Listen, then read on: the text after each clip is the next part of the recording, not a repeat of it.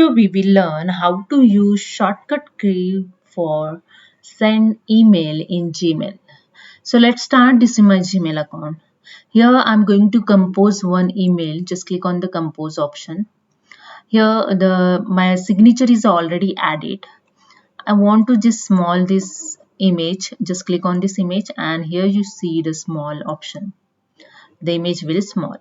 Now I add here the person. I just click on the email ID and I add here the subject happy birthday.